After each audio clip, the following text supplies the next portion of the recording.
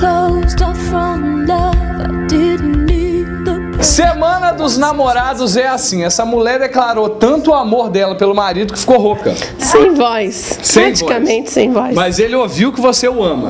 Eu amo, ele também me ama. Graças a Deus, muito bom.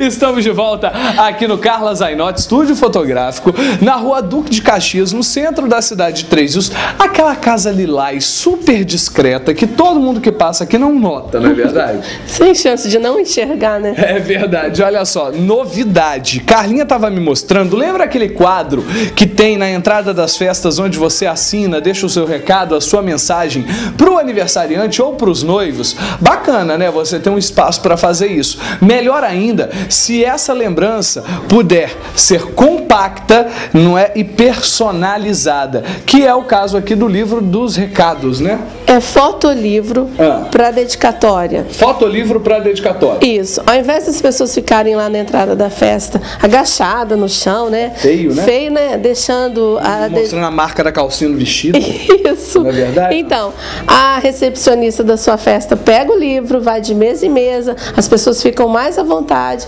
para poder deixar dedicatório para os noivos, para a menina de 15 anos, né? Bem bacana.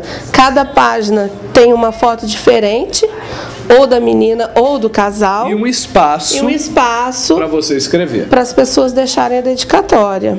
E aí você, em cada página, você coloca uma foto diferente, trabalhada de forma diferente. É toda editada, né? Em outubro, nós vamos realizar, conta.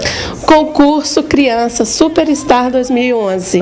Como que vai funcionar isso? Então, as inscrições começam agora no mês de julho. No Centro-Sul, No Centro-Sul, onde eu estarei sempre, né? Sempre tô lá, acredito no projeto.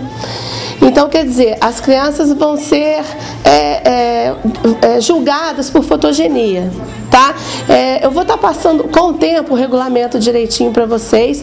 Só quero dizer que aguardem, que o concurso é bem legal. Telefone, bem.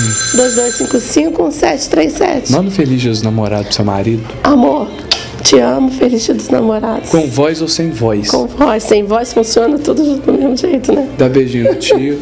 Multishop continua. Beijo. E um ótimo dia dos namorados para esse casal, viu? Se amem muito.